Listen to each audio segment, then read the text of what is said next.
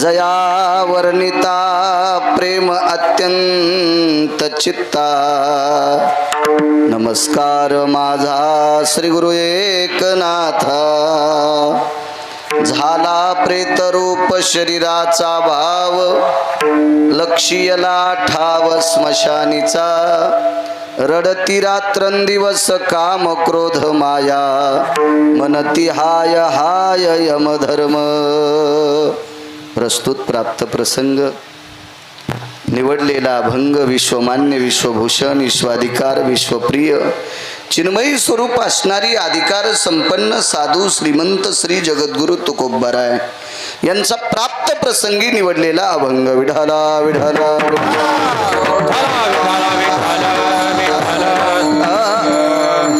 एकदम मोकळ्या पटांगणात कार्यक्रम आहे। आवाज चांगला द्या, देव तुमचं चांगलं करीन राजे हो। थकून गेलाय आवाज, द्या द्या करा मोकळा, मॉनिटरला आवाज द्या। इथं काही घुमत नाही अहो, गावात सभामंडपात आवाज चांगला असतोय, इथं किती चांगला असायला पाहिजे। विठाला विठाला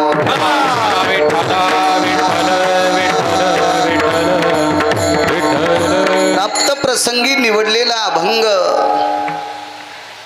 माझ्या देहूतल्या मालकांचा विको नको बेस नकोय, एकदम कडक आवाज करा, पुन्हा त्रास देणार नाही तुम्हाला। प्राप्त प्रसंगी निवडलेला अभंग माझ्या देहूतल्या मालकांचा आहे। मालक या अभंगाद्वारे नमूद करतात, ज्या दिवशी या शरीराचं रूपांतर प्रेतात होत असतं का त्या दिवशी त्याला घरी ठेवत नसतात। मी गावात या अभंगावर कीर्तन केलं एके दिवशी, तरी पण वेगळं सांगण्याचा प्रयत्न करेल, फक्त आशीर्वाद द्या बाळूला। विठाला विठाला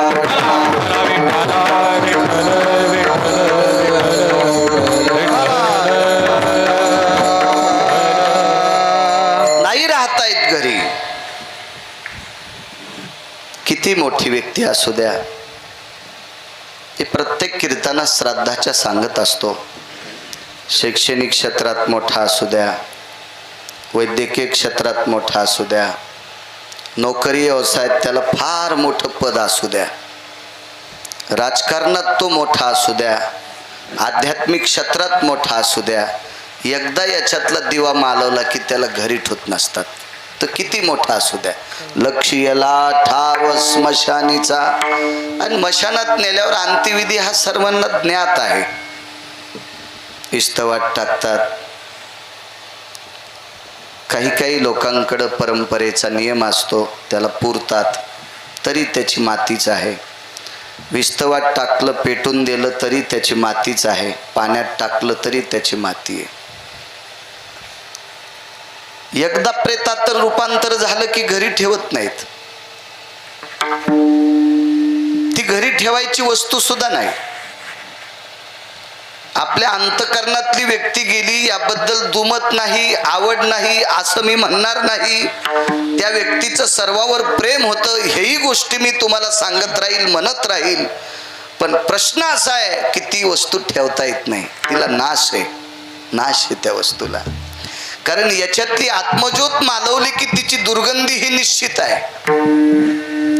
मग ती दुर्गंधी आपल्याला भार ठरू शकते, भार भार।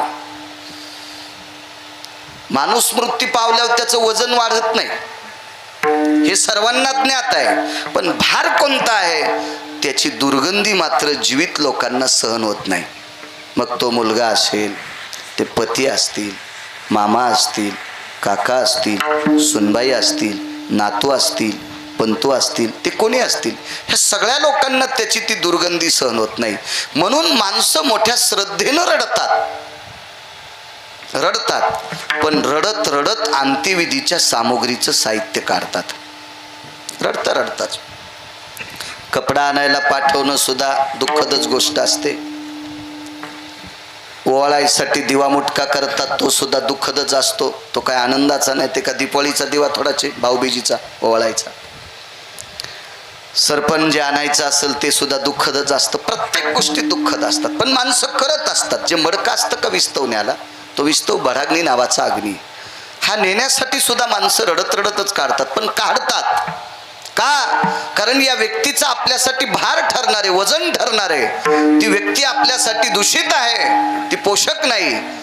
माणसाची जीवन यात्रा ज्या वेळेला याच्यातला दिवा मालवत असतो, प्रेतात रूपांतर झालं की आतमध्ये जे जीवाणू आहेत ते विषाणूच्या रूपात बदलत असतात.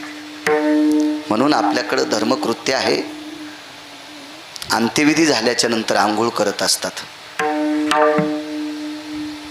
अशी काही मला लोक सापडली विज्ञानवादी. काय बोलता म्हणे महाराज, एकदा माणूस जाळला. अरे सुंबळ्या, तू शिकलेला आहेस, पांचट गप्पा कर जाऊ नको नालायका. तू 4-2 पुस्तकं शिकले म्हणजे फार शहाणा झाला का?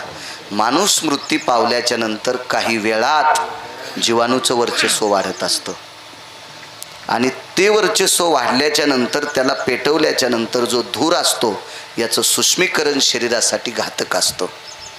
वास्तुपूजा करत असताना तूप, गुळ, कोरडी तांदूळ, जव, अक्षदा म्हणजे तांदूळ आले, त्याच्यात जव आले, काळे तीळ आले, हे ज्या वेळेला आपण अग्नीत टाकत असतो त्याच्यासोबत रुटीचं झाड असेल, पळसाचं झाड असेल, उमराचं झाड असेल, त्याची फांदी असेल, पिंपळाची फांदी असेल, वडाची फांदी असेल, शमीची फांदी असेल. शमी सगळ्यांना ज्ञात आहे, दसऱ्याच्या दिवशी वापरतात.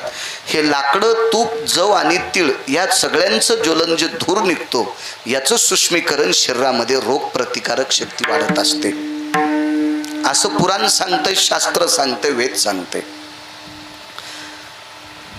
अग्नीमध्ये ज्या वेळेला पदार्थ टाकतो, आपण जेवायला बसल्याच्या नंतर आगारी भरायची पद्धत होती. चुलांगणातला विस्तू एका टोपल्यात आणायचे, त्याच्यावर थोडंसं नागिनीचं पान घ्यायचे, त्या नागिनीच्या पानानं त्याच्यात थोडंसं तूप टाकायचे, गूळ टाकायचे, तांदूळ टाकायचे, बसा सरपंच.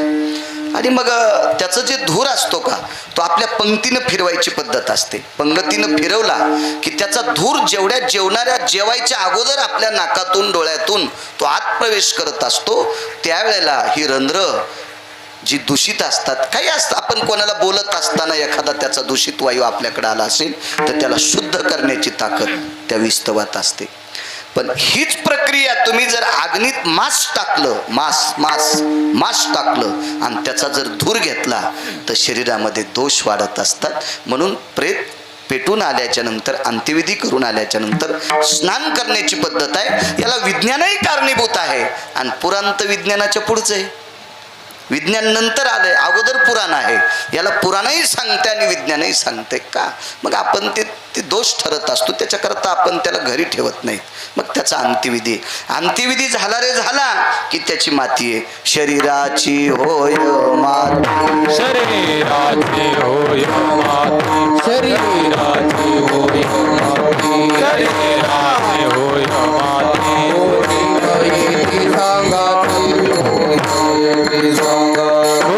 नाही ते सांगते, कोणी नाही ते सांगते, कोणी नाही ते सांगते, कोणी नाही ते सांगते. शरीराची होय माती, कोणी नाही ती सांगती, कोणी नाही ती सांगती, कोणी नाही ती सांगती. शरीराची होय माती,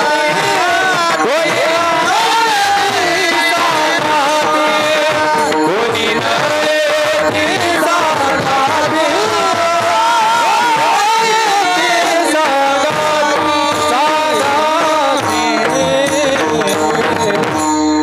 माती ठरलेली आहे शरीराची. सज्जनांनो, झाला प्रेतरूप शरीराचा भाव, लक्ष्यला ठाव स्मशानीचा. बंगला किती कोटी रुपयाचा आहे पाहत नाही, त्याचे किती बंगले ते सुद्धा पाहत नाही, त्याला घरात नाहीत पेटवत.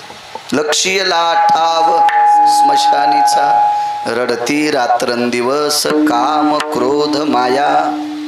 आपल्या घरातली जी व्यक्ती गेली का, त्या व्यक्तीनं जी आपलं सुखसोयी आपल्याला देत होती ते काम माणसाला रडायला लावते, त्या भावना रडायला लावत असतात. मनती हाय हाय यमधर्म. मला असं वाटतं तुकोबारायांनी हे कडवं अधिकारी लोकांसाठी वापरलं असावं. आपण मेल्याच्या नंतर यम हाय हाय कशाला करील, आणि काय त्याचं एवढं मोडून पडलंय आपल्यासाठी हाय हाय करायला. आपली पात्रता तरी काय आहे, योग्यता तरी काय आहे, लायकी तरी काय आहे, अधिकार तरी काय आहे, वैचारिक पातळी तरी आपली किती मोठी आहे, आपल्या वाचून जगात राहिलं तरी काय. आपल्यासाठी यम हाय हाय करत नाही. यम हा अधिकारी लोकांसाठी हाय हाय करतो की एवढी लोक जातात कशी. त्याच्यावरचे एक दोन मुद्दे तुमच्या पुढे मांडतो. तत्पूर्वी मोठ्या श्रद्धेने, मोठ्या अट्टहासाने, मोठ्या असीम प्रयत्नाने आजचा हा उदक शांतिविधीचा कार्यक्रम आहे. स्वर्गीय वैकुंठवासी सौभाग्यवती चंद्रकलाबाई नामदेवराव मुंढे ह्या विश्वाच्या मालकाच्या सानिध्यात विलीन झाल्या. श्रीयुत नामदेवराव तुकारामजी मुंढे हे त्यांचे पती आहेत. मंचकराव असतील, संतरामजी असतील आणि श्रीकृष्णराव असतील हे या माऊलीच्या पोटी सुपुत्र जन्माला आले. मला वाटते कन्या सुनंदाताई ह्या त्यांच्या कन्या आहेत. अशा 4 अपत्यांना ज्या माऊलीने जन्म दिला, ह्या लोकातली यात्रा संपली, त्यांना जावं लागलं. सज्जनांनो, ज्या वेळेला आपल्या आयुष्याचा करार संपत असतो त्या दिवशी इथे थांबता येत नाही. मी पुराणात एक प्रसंग पाहिला. काशी नरेश नावाचा एक राजा होता, फार मोठा राजा. काही राजांची बरोबरी हल्लीच्या राज्यात मोजता येत नसती.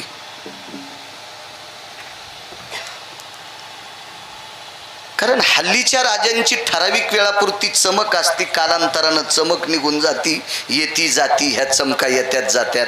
चमका म्हणजे शिल्का नाही म्हणालो मी, चमक म्हणजे तेज. काही वेळापुरतं तेज असतंय, ते पुन्हा गडूळ होतंय. आणि एकदा गडूळ झालं की ते तेज पुन्हा येण्यासाठी जगात कुठलंही औषध नाही. विठाला विठाला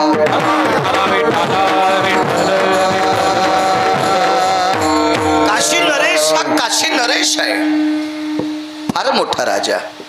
त्याला अजून एक विशिष्ट प्रकारचं नाव आहे. पुराणात शोधा, देव तुमचं चांगलं करेल. चांगलं शोधण्याचं काम करत जा. एक सोपा मुद्दा सांगायचा झाला तर पाटलोबा चांगलं वाचिलं की पंढरपुरातला मालक आपला वाचित असतो, आपल्याला मला वाटतं 3रा कार्यक्रम या आनंदगरमध्ये. 2 वेळेस तुमच्याकडे आलो आणि आता इथे आलो. मध्ये गावात तुमच्याकडे आलतो आईच्या कार्यक्रमाला, पुन्हा नगर भोजनाला आलो, पुन्हा देवा 1-2 मला वाटते अशी श्राद्ध पुण्यतिथीची कार्यक्रम झाली बऱ्यापैकी. इथे 3दा आलो. इथंच घराच्या पाठीमागं शेतात कार्यक्रम. त्यावेळेला इतकं मोठं मंदिर नव्हतं, पाषाणाचं मंदिर केलंय. कारण वरच्या शिखरापासून जे पेटीपर्यंत काम आहे की याला 1000 वर्षाचं आयुष्य असते. 1000 वर्ष सुद्धा चुकीचा शब्द आहे. नैसर्गिक आपत्ती जर नाही आली तर या मंदिराला कसल्याही प्रकारचं डंक नाही. म्हणजे अशाच पाषाणाची मंदिरं शक्यतो झाली पाहिजे. विठाला विठाला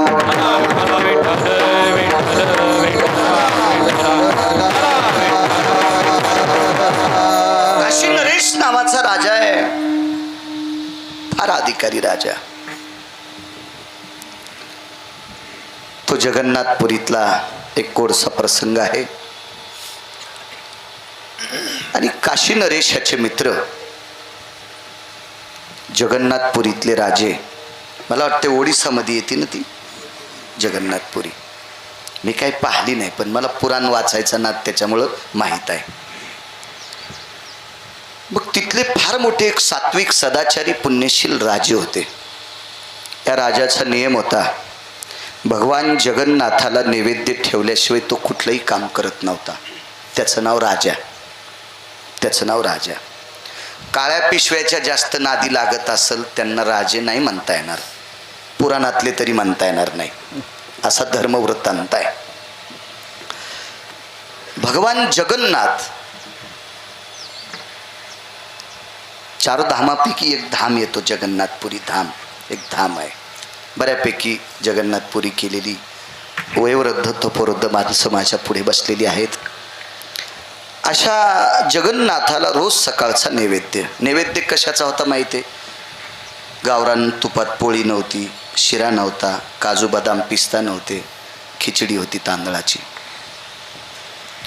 आणि जगन्नाथ भगवंताला तांदळाची खिचडी, भाताची आपण खिचडी, हा नैवेद्य सोन्याच्या ताटात असायचा.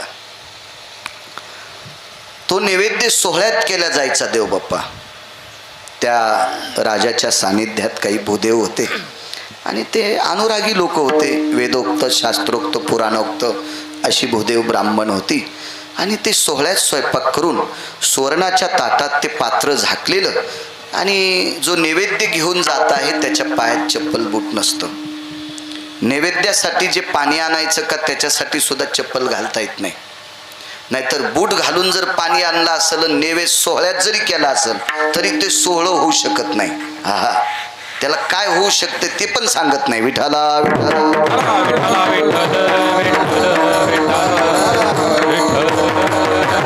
अशा शिस्तीत नैवेद्य करणारी भूदेव होती. आणि सूर सनई चौघडा पुढे वाजायचा आणि तो नैवेद्य एका भूदेवाच्या हातात असायचा. त्याच्या कमरेला पंचा असायचा, खांद्यावर एक उपरणं असायचं. ते उपरण्याचं एक तोंड त्याच्यावर टाकलेलं असायचं. अंगात बनेल सदरा शर्ट काही नसायचं, डोक्याला टोपी मुंडास नसायचं. आणि ते राज दरबारापासून भगवंताच्या मंदिरापर्यंत ते पायी चालायचे. म्हणते हाय हाय यमधर्म. याच्यावर सांगतो, यम कोणालाही हाय हाय म्हणत नाही हो. आपण मरण उंदर मरण सारखंच. काय काय आपल्या मरण्यात एवढं काय लगे. एक जण मला परवाला भेटला, महाराज मी मेल्याच्या नंतर आमच्या गावात भजन होणार नाही. म्हणलं तू आत्ता मर, गाव पाकिस्तानी होते का पाहू. तुझ्यामुळं कसं भजन राहील. बरं याच्या अगोदर महाराज मेले नाही का, याच्या अगोदर भजनी मेले नाही का, याच्या अगोदर मृदंगाचार्य मेले नाही का. अंगावर घेऊ नका, बिलकुल घ्यायचं नाही अंगावर. आणि मी कोणाच्या अंगावर बॉम्ब टाकायला रिकामत नाही. मला महत जेवायला वेळ नाही तर तुमचं कशाला इचकू. काही गरज आहे का, का नाही. किती कीर्तनकार मेले असतील, संप्रदाय बंद पडला कान्ना, नाही पडला, नाही पडला. कितीतरी मेले असतील, नाही बंद पडत, नाही बंद पडत. ते उगत माणसं अंगावर घेत असतील. काय आपल्यामुळे परमार्थ चाललाय, तू येडपशे, तू उगत तू स्वतः समजतो. गाडी गंगाखेडला निघाली. सोयाबीनचे पोतडे होते 5-6. आणि गंगाखेडला बाजाराला सोयाबीन घेऊन शेतकरी चालला. पण शेतकऱ्याच्या कुत्र्याने येडेपणा केला, कुत्रं संग निघालं. आता कुत्रं गाडीच्या पलीकून अलीकून चलू लागलं. पण पुढचं गाव भेटल्यावर तिथले त्याचे पाहुणे भेटल्यावर मग कुत्रं आखाखाली चलू लागलं. कारण कुत्र्याचे पाहुणे इतके काही सोपे नसते, ते वचकारीतच असते. कुत्र्याचे पाहुणे सोपे नसते, ते दिसलं की बोचकारीत आहेत. म्हणून हे आखाखाली चलू लागलं. तर हे आखाखाली चालणार कुत्रं हुशार होतं. त्याला माहित होतं पुढून बैल येऊ देत नाही आणि दोन्हीकून चाक याला मधात येऊ देत नाही. आणि मागून जर आलं तर मी पुढं सरकितो. ओळखीचे बैल असल्यामुळं मला लाथ आणणार नाहीत, पण याला आणल्याशिवाय राहणार नाहीत. इतकं कुत्रं हुशार होतं. पण ते कुत्रे वाटाचे जे त्याचे पाहुणे होते का, ते म्हणले अरे तू बाहेर निघणं, तू दाखवतो. ते म्हणले आलो असतो रे, पण बैलाला गाडी रेटन. मी बाहेर लगेच आलो असतो, पण बैलाला गाडी ओढणं त्याच्याकरता मी आता. कुत्र गाडी ओढीत असतं का. असे बरेच कुत्रे समजितीत मायामुळं चालले, तुझ्यामुळं चलत नसतं सुंबळ्या. विठाला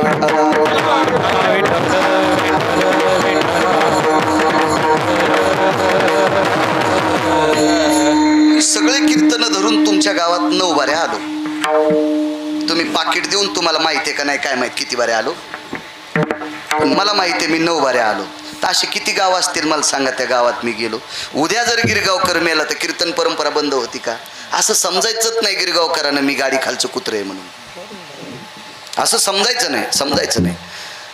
तसं तो मला भेटला म्हणे महाराज माझ्यामुळे. अरे नसते राहत, तू येडपटीस की काय. म्हणलं येडायस की काय. तो राजा मोठ्या वैभवात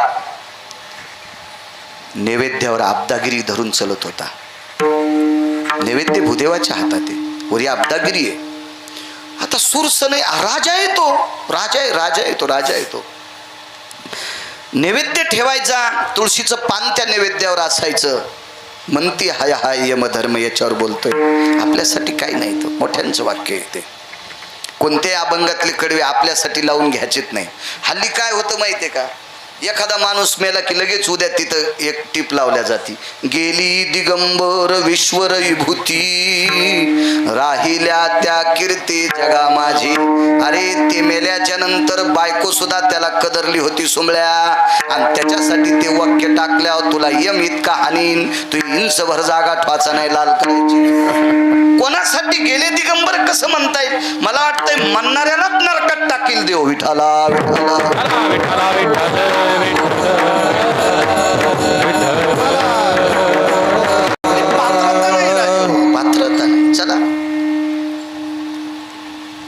देवाच्या पुढे नैवेद्य ठेवला, पात्र उघडं केलं. नैवेद्य शिरा जरी असेल तरी त्याच्यातला थोडासा घास काढावा लागतो आणि त्याच ताटात ठेवून त्याच्यावर तुळशीचं पान ठेवून मग पाणी फिरवायचं असतं आणि देवाला हात जोडायचे असते. त्याचे विशिष्ट प्रकारचे श्लोक आहेत, ते श्लोक म्हणायचे असते. भंगिऱ्यानं लिहिलेले श्लोक जर म्हणले तर देव वास पण घेणार नाही त्या नैवेद्याचा. भंगिऱ्याला उतू आले ना स्वतःचं अस्तित्व निर्माण करण्यासाठी, हे कसं मानेल? अहो, हे अधिकारी लोकांचं मानल्या जातंय, तात्विक लोकांचं मानल्या जातंय, आदरयू लोकांचं मानल्या जातंय, कोणाचं मानत नसतात. आजचा कार्यक्रम घेण्याच्या विषयी आपण बसलो होतो तुमच्याकडे, मी खाली चाललो होतो कीर्तनाला, तर मग कोण्या दिवशी ठेवायचं, कोण्या दिवशी ठेवायचं, त्यांनी सांगितलं अमावस्या निषेध असती. असं कोण म्हणतंय? अमावस्या ही पितरासाठी पोषक असते. महालय प्रकरणामध्ये तुमचे पित्र जर चतुर्थीला असतील आणि माणूस जर तुमच्या घरात बाळंतीण झाली असेल आणि 2 दिवसाला 10 दिवसाचा इर्धी संपेत असेल तर पित्र अमावस्याला करायचे. ती सर्व पित्री अमावस्या असते. तुमची पित्र द्वादशीला असतील, द्वादशीला ज्याचे पित्र असतील त्याच्या बायकोला जर शिवायचं नसेल तर त्याला पित्राचे पाय धुता येत नसते. असा इतकं पित्राचं सूक्ष्म काम असते. त्याच्या बायको तिच्या नवऱ्याला पायवणी घेता येत नसते, अशी सूक्ष्मता असते. तिच्या 4 दिवसाचा विधी निषेध काळ संपल्याच्या नंतर सर्व पित्री अमावस्या असते. त्या दिवशी सर्व देवता त्या दिवशी अधिष्ठित, पितृदेवता अधिष्ठित होत असतात. शास्त्राचा धर्म सिद्धांत आहे. अजून याची 4 प्रकरणे आहेत, पण हे सांगण्यातच माझा वेळ जाईल. विठाला आधीच आपली बऱ्यापैकी चाल पुढे गेली. विठाला विठाला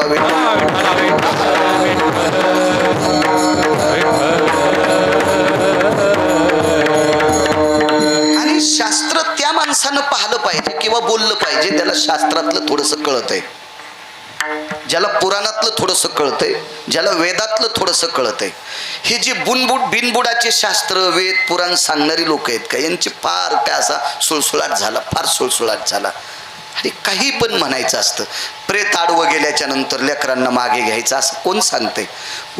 उलट प्रेत खांद्यावरलं पाहिल्याच्या नंतर कोण्या जातीचं बघायचं नाही, मान वाकवायची असते. प्रेता नमस्कारे तथा जीवात्मा भय जायतो त्यागायाम यत सर्वायाम शिरसायम हृदयस्तु पार निर्जायते नैवम गिरगावकर लिखितम. हे पुराण आहे, हे वेद आहे, हे शास्त्र आहे. प्रेत कोणतं निषेध आहे? जळतं प्रेत. जळत्या प्रेताला कधीच नमस्कार करायचा नाही. आपल्याकडे राजकीय क्षेत्रातला एखादा व्यक्ती जर मृत्यू पावला आणि त्याच्या अंत्यविधीला जर राष्ट्रपती आले, पंतप्रधान आले आणि तो राजकारणी 25-30 वर्षाचा असेल, तो जर मृत्यू पावला आणि त्याच्या अंत्यविधीला पंतप्रधान आणि राष्ट्रपती जरी आले तर पुष्पचक्र ठेवून त्यांना मान वाकावं लागत असते आणि मागे न पाहता 4 पावलं तसंच पाठीमागं सरकत जावं लागतंय. कारण प्रेताचा आदर करावा लागत असतो. हा कधी? पेटवायच्या अगोदर. पेटविल्याच्या नंतर राष्ट्रपतीचं जरी प्रेत असेल, ते जरी जळत असेल, त्याला पण नमस्कार करायचा नाही असं पुराण सांगतंय. विठाला विठाला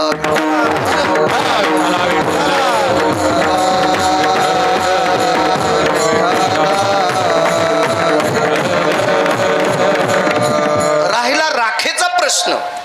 तर राख तर पवित्र आहे. एकदा भडाग्नी नावाचा अग्नी लागल्याच्या नंतर राख इतकी पवित्र होत असते, त्या पवित्रतेच्या बाबतीत देहूतल्या मालकांनी शेवटच्या कडव्यात बोलावा. तो कम्हेने रक्षा झाली आपे आप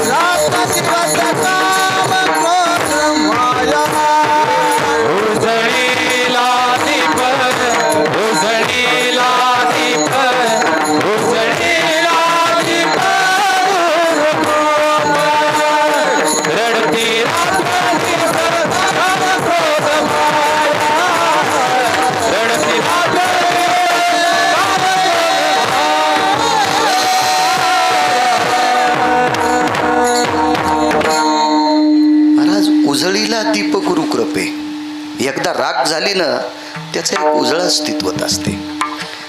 उलट आपण हात लावतो म्हणून गंगेत टाकावं लागते.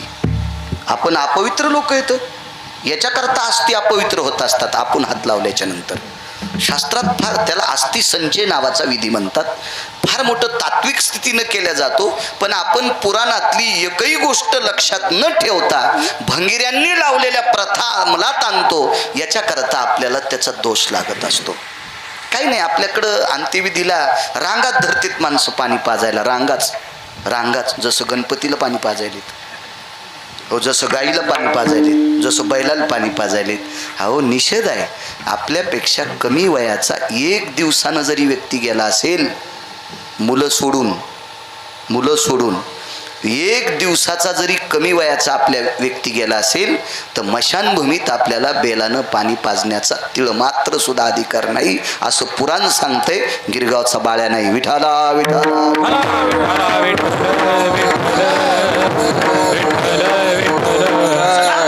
भगवान विश्वनाथाला खिचडीचा नैवेद्य ठेवला. इथपर्यंत आलतो ना, नैवेद्य ठेवला.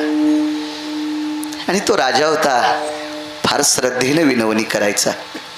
आणि देवाला विनवणी केल्याच्या नंतर मग तो पडदा लावण्याची पद्धत असते. पडदा लावायचा आणि मग बाहेर बसायचा हात जोडून मान खाली करून. मग 5-4 मिनिटं बसल्याच्या नंतर पडदा उघडला जायचा आणि मग तो नैवेद्य राजा घरी न्यायचे.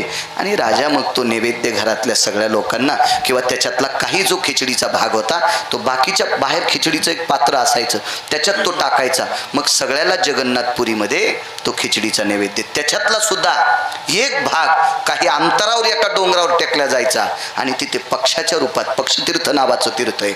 आणि मग तो ती एक विशिष्ट प्रकारचा दिवस असतो. तो कोण्या दिवशी नाही, त्या दिवशी तो खिचडीचा नैवेद्य. तो वेगळ्या पुराणातलं चरित्र आहे. तिथं मग पक्षाच्या रूपात जगाची मालक यायचे, त्याला पक्षीतीर्थ म्हणतात. विठाला विठाला.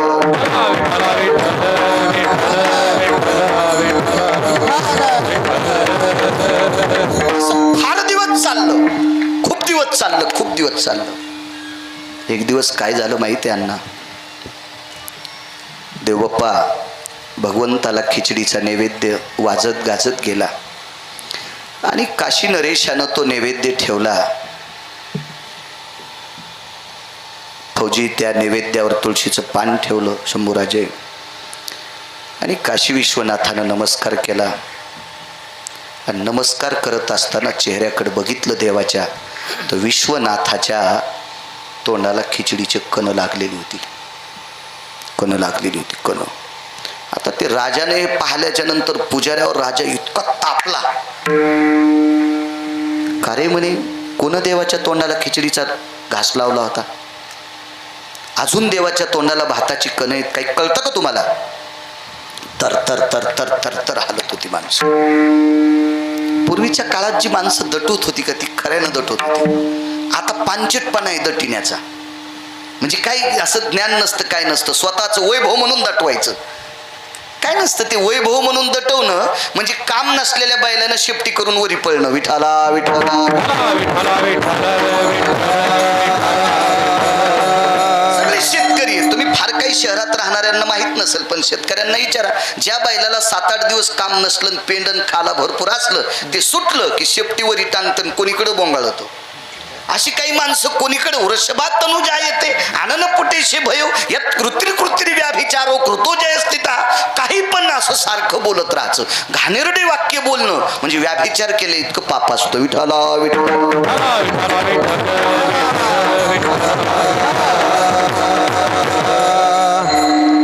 राजाने विचारलं, का रे असं काय?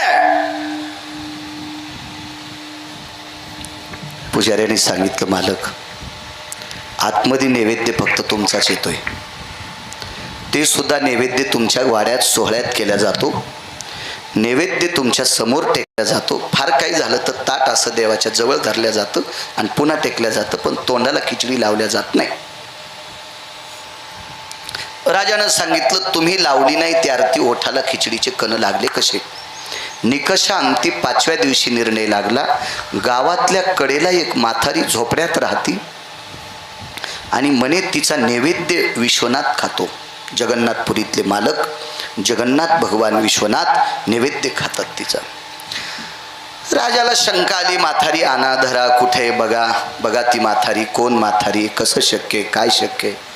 बऱ्यापैकी लोक चर्चा करत होते. राजानं सांगितलं एखादी चर्चा होत असते, ती जर बहुचर्चित असेल तर काहीतरी त्याच्या पाठीमागं कारण असतं, आपण शोध घ्या. आणि म्हातारीला आमंत्रित केलं. त्यावर ती म्हातारी लटलट लटलट कापत होती. गरीब म्हातारी, झोपड्यात राहणारी म्हातारी राजाच्या दरबारात उभं केल्याच्या नंतर ती लटलट कापत होती. राजाने विचारलं, माय माय शब्द वापरला. बाई, एका ठिकाणी राजा त्याच्या तत्वावर थोडासा रागाने बोलला होता, कारण ही मोठी माणसं त्यांचं ते वैभवात बोलत असते ती लोक. हे माय, देवाला खिचडी चारतेस? हो म्हणे.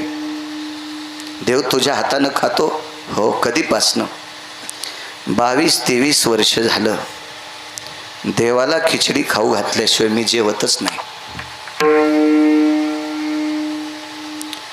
राजानं सांगितलं, देवाला नैवेद्य दाखवते का खाऊ घालते? तिने सांगितलं, नैवेद्य दाखवत नाही, मी खाऊच घालते. काय बोलते म्हणे ही. राजवैद्य आमंत्रित केले. राजवैद्य, राजवैद्य म्हणजे आपल्याकडे जसा फॅमिली डॉक्टर असतो ना, तसा राजाचा एक स्वतंत्र वैद्य असतो, तो राजवैद्य. आमंत्रित केले आणि सांगितलं, हिची तपासणी करता का तुम्ही? ही बरळते, हिला काही आजार आहे का? हिचा डोक्याचा काही आजार आहे का? हिला काही कळतंय का? काही परिणाम झालाय का? शोध घ्या बरं हिचा राजवैद्याने.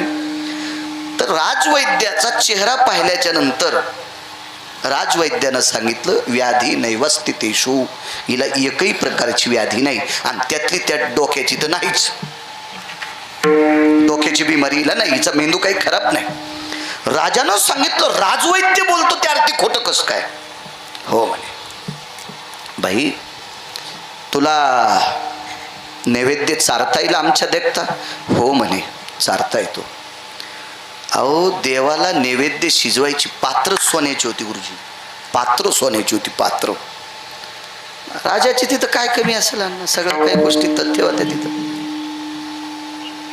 लाकडं चंदनाची होती, 52 चंदनाची लाकडं होती खिचडीचा नैवेद्य शिजवायला. 52 चंदनाची. कशाला म्हणतात 52 चंदन? तापलिया तेला 52 चंदन आणि शने एक बुंद शीतल करी. उकळत्या तेलाला एका सेकंदात शीतल करतंय, इतकी ज्याच्यात ताकद येते. 52 चंदन, मलयानिळू चंदन, 52 चंदन, ब्रह्मचंदन, रक्तचंदन. रक्तचंदन औषधी चंदन आहे, फार महागडं असतं ते. मी फक्त पुराणात वाचिलं, पाहिलं कोणतंच नाही. मला फक्त पुराणात पाहायचा नाद आहे आणि मी पुराणावर विश्वास ठेवतो. गिरगावचा बाळ्या ठेवतो, नवल नाही. देहूतले मालक ठेवतात. पहावे पुराणे विचारोणी, पहावे पुराणे विचारोणी, पहावे पुराणे विचारोणी. विश्वास गमानी, पहावे पुराणे विचारोणी, पहावे पुराणे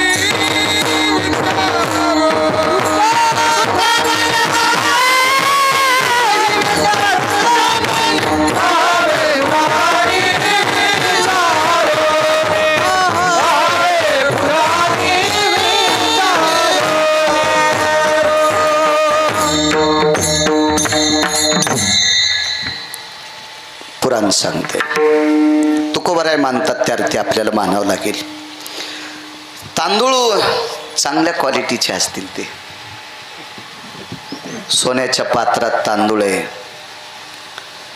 तिथल्या पवित्र तीर्थाचं पाणी आणलंय, चंदनाची लाकडं आहेत. म्हातारी बसायला आसन टाकलं, स्नान केलं म्हातारीनं, सोहळ्यात म्हातारी. चूल पेटवली देवबाप्पा, पण म्हातारी रडू लागली, रडू लागली. राजाने विचारलं, बाई तू सरळ सांग ना, माझ्या हातानं देव नैवेद्य खात नाही, तू रडते कशा करता? तिनं सांगितलं, महाराज तुम्ही राजे माणसं आहात, बळीविन शक्ती बोलू नये. मी गरीब झोपड्यात राहणारी गरीब बाई, माझ्या हातानं जगन्नाथ जेवतेत, पण तुमच्या तांदळाचा भात केल्यावर खातील का? मला जरा शंका येते. तुमच्या तांदळाचा भात जगन्नाथ खातील का? मला याची शंका येते. कारण भगवंताला मोठेपण आवडत नाही.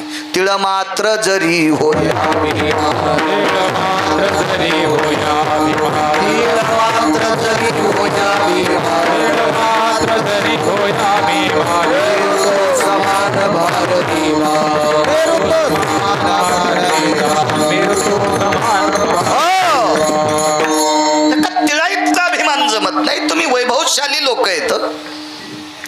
म्हटलं नाही घेणार देव.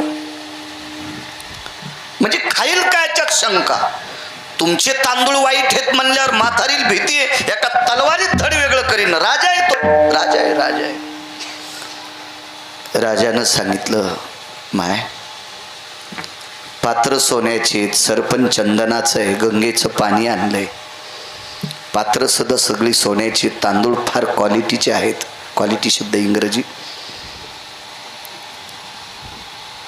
फार मोठी महागडी तांदूळ आहेत. तिनं सांगितलं हे सगळं खरं आहे, पण मी हे सगळं पाहिल्याबरोबर माझ्या लक्षात आलं मला तिकून असे ते वलय येत नाहीत, सेन्स येत नाहीत देव खाईल म्हणून. बाई मग तुझ्या तांदळाचा नैवेद्य खाताना दाखवशील का? जी म्हणे दाखवतो, दाखवतो, चला माझ्याकडे. म्हातारीच्या झोपड्याकडे आल्याच्या नंतर अख्खा प्रांत पागल झालाय. राजा म्हातारीची इथं गेला. झोपड्यात राहणारी बाई, तिच्या झोपड्यात जायचं म्हणजे राजाचा तर मुकुट अडकलता इतकं वाकावं लागलं. मुकुट अडकला, मुकुट राजा, सोन्याचा मुकुट असेल 2-2.5 किलोचा, थार दिवशी पालथा पडला. पण राजा राजा आहे. म्हातारीनं सांगितलं तुम्ही एवढे जण मधात बसणार नाहीत. मी आज तुळशी वृंदावनापसली चूल पेटीते, पटांगणातली चूल पेटीली, 2-4 झाडं होते, झाडाखाली आसनं टाकली. मनती हाय हाय यमधर्म. यम कोणासाठी हाय हाय करतो एवढ्या वाक्यावर बोलतो तुम्हाला. मी माझ्या वेळेत कीर्तन सोडील, तुम्हाला त्रास देणार नाही या वातावरणाचा, मुळीच त्रास देणार नाही, कारण ते पाप लागेल मला. तुमचा घाम निघतोय आणि मी उगाच बोलत राहणं मला तरी बरोबर वाटणार नाही. पण वेळेच्या आतही करणार नाही. बाहेर चूल पेटवली. म्हातारीनं कालचं मडकं राखेनं घासलं, राखेनं त्याच्यात पाणी टाकलं आणि ते मडकं ठेवलं. राजाचा प्रधान थोडासा शहाणा होता.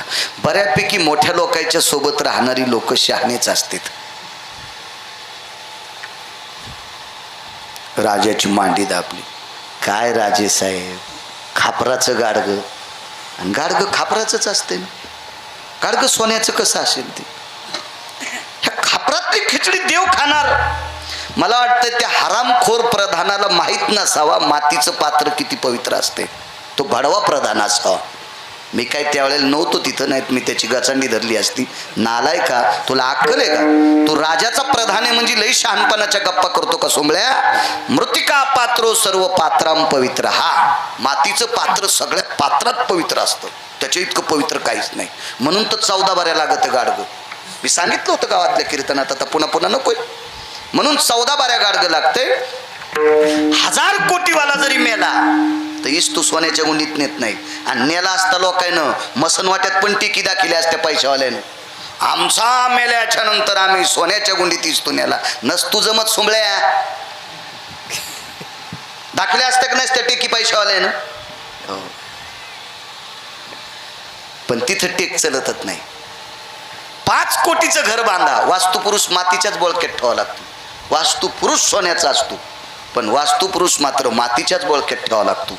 इतकं मात्र जपावंच लागते. तेव्हा तुम्हाला एक माहीत असेल, मी त्या कीर्तनात सांगितलं होतं, आपल्याकडं नवरदेव नवरीच्या कानामध्ये इथे गोत्रो भिन्नाती भयस्थिता अति जायते नाम ते मडकाचं, त्याच्यात हळकुंडन सुपारी टाकते तन कानात वाजते. वृष्णिरोर भयस्थित होती मत्कुंभा हरिद्राय सर्वस्थित होयती यस गोत्रे भिन्न गोत्रे भयस्थित अति जायते. असं इतके वेळ वाजित नसते तिथं. देवबापाला कुठं टाईम आहे? आणि जरी देवबापाला टाईम असला तर त्या भंगिऱ्याला कुठं टाईम आहे? त्या नवरदेव नवरीला कुठं टाईम आहे? आता मी त्यावेळेला कर्मकांड करायचो, त्यावेळेला नवरदेव कानात म्हणायचा जरा भोयट्या आवात आऊत हाना. भोयट्या आऊत कळालं तुम्हाला म्हणजे पटकन उरका. म्हणजे असे कानात सांगणारे नालायक लोक आहेत ना, त्यांना त्या पूजेला सुद्धा जास्त वेळ बसा वाटत नाही. अशी काही लोक आहेत. चला, ते प्रधान हसू लागलेला आहे. राजानं सांगितलं आपल्याला नैवेद्य देव खातो का हे बघायचं, तू शांत बस. म्हातारीनं खिचडी शिजवली, गाडग्यात शिजवली, आणि वाढायला सुद्धा गुरुजी गाडगच होतं. हो, गाडगच होतं, परळ होतं. असं आपण त्याला झाकणी परळ म्हणतो. त्याच्यात खिचडी रिचवली. म्हातारी किती हुशार होती सांगू तुम्हाला. आपल्या संस्कृतीमध्ये एकादशी ओघळता एकाही दिवसाचा नैवेद्य तुळशीचं पान टेकल्याशिवाय देव स्वीकारत नाही. फक्त एकादशीच्या फराळावर मात्र तुळशीचं पान ठेवत नसतात, असं त्याचं शास्त्र आहे. बाकी सर्व नैवेद्यावर. मग त्याच्यात महाशिवरात्री आली, गोकुळाष्टमी आली, ह्या 5 पर्वण्या आल्या ना त्याच्यात, ह्या 24 एकादशी आणि 5 पर्वण्या. बाकी आपण आता सोमवारचा नैवेद्य आपण जेवतो त्यार्थी सोमवारी उपास सोडत असताना त्या नैवेद्यावर तुळशीचं पान असावा, शास्त्र आहे. प्रदोष सोडत असताना तुळशीचं पान असावा, त्याचं शास्त्र आहे. आता काही लोकांना तुळस आवडत नसेल, हा ज्याचा त्याच्या मनाचा भाग झाला. तुळस मुसलमानाला आवडत होती. नामदेवरायचं लग्न तुळशीशिव लागलं नाही, आणि नामदेवरायचं लग्न बिदरच्या बादशाच्या दरबारात झालं, म्हणून तुळशी वृंदावन लावल्याशिवाय, तुळस लावल्याशिवाय लग्न लागत नाही आपल्या हिंदू संस्कृतीचं, असं शास्त्र आहे. आता बघा ना, लग्नात तिकडच्या येणी इकडच्या येणी तुळशीला पाणी घालतात लग्न लागताना. कॅमेऱ्यावाल्याचा सगळा कॅमेरा त्याच्याकडेच असतो. ह्या पुन्हा 12 महिने तुळशीला पाहत नाहीत,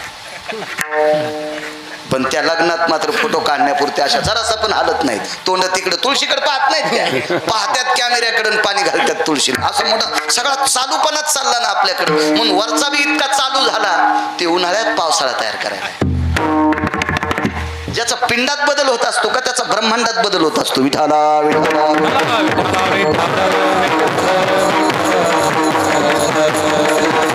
माझा एक मित्र आहे, असा काकडा म्हणायचा की त्याचा काकडा मला पण आवडत होता. सुरेल काकडा असायचा, त्याची पिक्चरच्या गाण्याची चाल नसायची, म्हणजे बोधेबाबाच्या चाली लावायची, अशा चालीत तो काकडा म्हणायचा. पण लाईन गेल्यावर काकड्याला जात नव्हता. लाऊडस्पीकर खराब असल्यावर काकड्याला जात नव्हता. ते म्हणलं का लोकच ऐकत नाहीत. मी म्हणलं काकडा देवासाठी करायचा का लोकांसाठी? त्याच्या भजनाला काय किंमत आहे? अर्थ नाही त्याला गोष्टीला. आशयाचा पण उत आला ना, विठाला विठाला.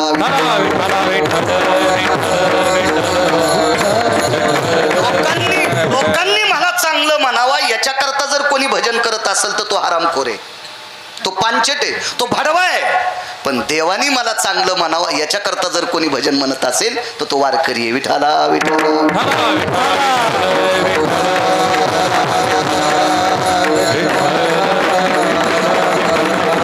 आज काय परिस्थिती साधी, खापर होतं, खापरते, आणि त्या खापरात तरी चवलं, परळात तरी चवलं.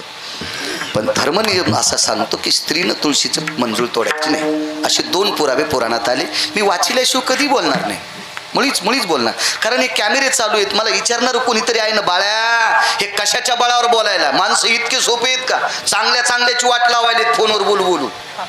तर मला तर फोनवरून फुकतील, फोनून गोळी घालतील ना मला, आहे का नाही? इतकं सोपं थोडं या युगामध्ये एका तिळा इतकं रसोदीर्घ इतकं चूक करता येत नाही या काळात वक्त्याने. आणि मला असं वाटतंय लोक काय म्हणतात त्याच्यापेक्षा चूक नाही करायची, देवाला आवडत नाही याच्याकरता चूक नाही करायची. वारकरी संप्रदायातल्या वक्त्याने आधार नसताना सांगणं गाईचं मांस खाल्ले इतकं पाप असते. आधारावा चोनी काय सांगशी गाणी, शास्त्र आहे त्याच्या पाठीमागं. सगळ्यांपैकी एक जणाकडे असं म्हातारीनं पाहिलं. त्या सगळ्या लोकांमध्ये बऱ्यापैकी महिला आलत्या, आणि एका महिलेच्या सोबत एक चिमुकलं लेकरू होतं. म्हातारीनं त्याला आवाज दिला, जवळ बोलवलं, आणि त्याला सांगितलं, बाळा तुळशीचं एक पान घेऊन ये, बरं घेऊन ये, पान घेऊन ये. आणि त्यानं तुळशीचं पान आणलं, म्हातारीच्या हातावर टाकलं, आणि म्हातारीनं त्या खिचडीवर ठेवलं. आणि जगन्नाथाचं मंदिर, उदाहरणार्थ असं समजा ना, आता असं जगन्नाथाचं मंदिर फार दूर आहे. म्हातारीचं घर लांब होतं, गावकोसाच्या बाहेर घर होतं. म्हातारीला गावकोसाच्या आत कसं राहत आहे? राजाच्या दरबारात गावकोसाच्या आत झोपड्यात राहणं इतकी हिंमत आहे. झोपडे सगळे गावकोसाच्या बाहेर, झोपडे सगळे गावकोसाच्या बाहेर, म्हणून पहिल्यापासून झोपडपट्टी बाहेरच होती. इतकं तर कळतंय ना तुम्हाला? झोपडपट्टी आत असायची, गावकोसाच्या आत नाही, नव्हती ना. याच्यावरून हे तर कळत असताना गिरगावचा बाळ्या खरं बोलायला. विठाला विठाला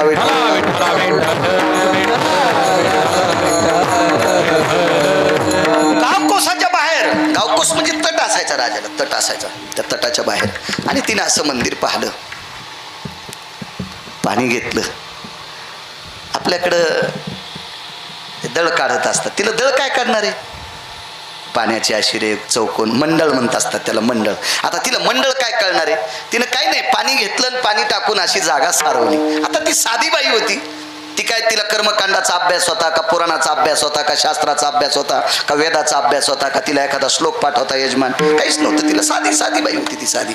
तिनं ती जागा अशी सारून घेतली, हात धुतले आणि त्याच्यावर ते पात्र ठेवलं, तुळशीचं पान ठेवलं आणि डोळे झाकले आणि जगन्नाथाची विनंती केली, देवा रोज खातोस रे, रोज नैवेद्य खातोस रे. आणि ती कपडा कोणता झाकीत होती माहिती आहे का, तिनं वापरलेल्या लुगडं खराब झाल्याच्या नंतर, खराब म्हणजे घाण नाही, म्हणजे फाटल्याच्या नंतर त्याचे ती तुकडे करायची आणि ते लुगड्याचे तुकडे ती धुवायची. आपण त्याला बाळांते म्हणतो, लेकराला वापरलं की बाळांत म्हणतो, असं ते चांगलं तिचा कपडा होता ना. महाराज या विश्वातल्या ठराविक बायकांचे लुगडे इतके पवित्र होते, त्यांचे कपडे इतके पवित्र होते, पंढरपुरातल्या मालकानं त्या कपड्याने तोंड पुसून घेतले. पदर माथ्याचा काढिला, बाळनंदाचा पुशिला. किती बायका दाखवायच्या तुम्हाला की ज्यांनी स्वतःच्या पदरानं देवाचं तोंड पुसलं. गोनाबाई होत्या. दीपावलीच्या सणाच्या दिवशी जगाचा मालक आला, त्यावेळेला आता टावेल कुठं होती आंघोळ घातल्या, मग डोक्यावरचा पदर काढा आणि विटेवरच्या मालकाचं, काशीतल्या मालकाचं तोंड पुसलो. काय पदर किती अधिकारी असेल होतो, त्यांच्या अंगावरची वस्त्र किती नाविन्यपूर्ण असतील, किती पवित्र असतील ती वस्त्र, त्या वागत किती गोड असतील याची कल्पना करा. आणि मग त्या म्हातारीनं देवाला हात जोडला, देवा मी प्रांजळ आहे रे, मी निर्मळ आहे रे, मी आतापर्यंत काही चूक केलेली नाही रे देवा. हे शरीर माझं पवित्र आहे आणि या पवित्र शरीरानं केलेला मी स्वयंपाक, याच्यातला नैवेद्य रोज तू खातोस मला माहीत आहे, पण आज ह्या लोकाई देखता मला तुझं, माझं वजन, माझं वैभव, माझा अधिकार, माझी प्रतिष्ठा मला दाखवायची गरज नाही. महत्व हरवी, चातुर्य लपवी, विषयपण मिरवी आवडोनी, पूज्यता डोळानं देखावी, सुकीर्ती कानीनं ऐकावी. या सत्तेवर आरूढ असणारी म्हातारी होती. मला काही जगाला दाखवायचं नाही तू माझ्या हाताने नैवेद्य खातोस, पण ही लोक मात्र वेगळ्या वेगळ्या तत्वानं आलेली आहेत रे, आज तुला प्रसाद घ्यावा लागेल. म्हातारीचं जीवन निर्मळ होतं. याचा एक मुद्दा सांगतो तुम्हाला. ह्या भारत देशातली स्त्री किती पवित्र आहे, या महाराष्ट्राच्या मातीतली स्त्री किती पवित्र आहे. अल्लाउद्दीन खिलजी नावाचा व्यक्ती तुम्ही इतिहासात ऐकला असेल, बऱ्यापैकी लोकांना माहीत असेल. अल्लाउद्दीन खिलजी जातीनं कोण होता तो, मुसलमान. वा वा. अल्लाउद्दीन खिलजी, हा खिलजी नावाचा व्यक्ती एका पातशाहीशी जुळालेला होता. 6 पातशाही होत्या, त्याच्यापैकी एका पातशाहीशी जुळालेला होता. या महाराष्ट्राची स्त्री किती पवित्र याच्यावर सांगतोय तुम्हाला. त्या माथारीहून निघलं म्हणून सांगतोय. तिनं सांगितलं, देवा मी पवित्र अंतःकरण आहे, माझं निष्पाप अंतःकरण आहे, माझं शरीर पवित्र आहे. शरीर कोणाची पवित्र नसतात बरं का. भानपट्टी केली, फार वेळा स्प्रे मारतो म्हणजे पवित्र आहे असं नाही, 9-10 आंघोळी केल्या म्हणजे पवित्र नाही. पवित्र होण्यासाठी आतलं पवित्र लागतंय. गवळीयाची ताकपिरे कोण पुरे चांगली. महाराज काय होती ती, शेंबूड खरकटे नाकाशी, साधी लेकर होती ना, पण त्यांचे अंतःकरण गोड होते. शबरीच्या बाबतीत जर विचार केला देवबाप्पा, तर शबरीला असेल का एखादी ब्युटी पार्लर भेटला असेल का, तिला कंगवा तरी भेटला असेल का गुरुजी, कंगवा तरी तिला एखादं सौंदर्य प्रसाधन वस्तू भेटली असेल का, नाही. शबरीने कधी चेहरा पाण्यात न्यायला, पाण्यात का तेचे दर्पण ते कोण, आणि जळी स्थिरावले जळपण, स्थिर झालेल्या पाण्यात तिनं चेहरा बघायचा. महाराज ही आरूढ लोक होती. वारकरी संप्रदाय ते आळंदीत रत्न होऊन गेलं. वारकरी संप्रदायात एक आळंदीत रत्न होऊन गेलं. ज्या साधूनं स्वतःचं सौंदर्य आरशात कधीच पाहिलं नाही. जयराम बाबा भोसले जीवनात कधी आरसा पाहिला नाही. गंधगोळी उघडायची, नाकावर ठेवायची, सरळ कपाळ खाली करायचं. आयुष्यात कधी आरसा पाहिला नाही. महाराज तात्विक लोक होऊन गेले. हे कडकडीत वैराग्याच्या ज्वाळा होत्या. लोक विठाला विठाला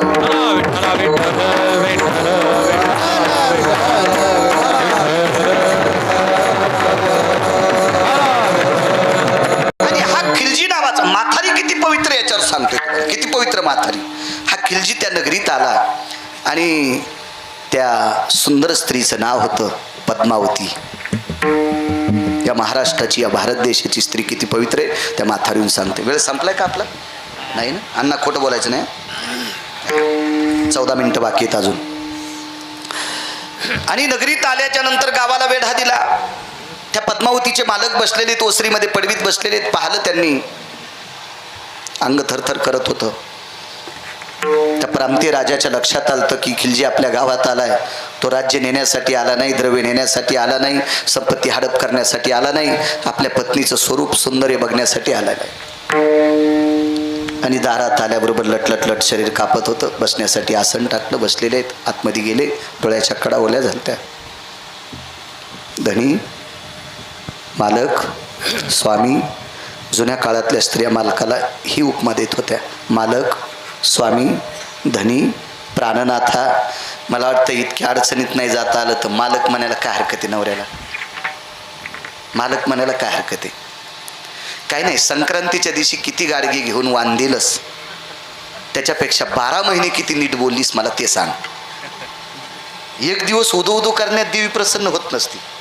एक दिवस सगळ्या गोष्टी आटापिटा करण्यात सगळ्या गोष्टी प्राप्त होत नाही. महाराज आता जर किलोभर तूप खाल्लं तर घंट्याला रूप येत असतं का?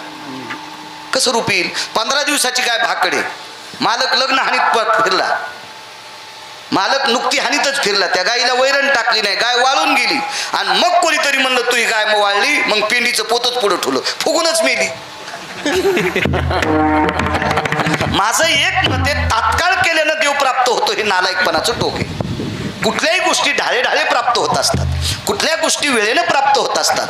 तुम्हाला एक सांगतो, सावकाश पडलेला पाऊस पीक चांगलं येऊ देतो. सावकाश पडलेला पाऊस विहिरीला सुद्धा पाणी देत असतो. अवकाळी पडलेल्या पावसानं तळे लवकर भरत असतात, पण पिकं पण मातीत जात असतात. इतकं मात्र लक्षात ठेवा. विठाला विठा.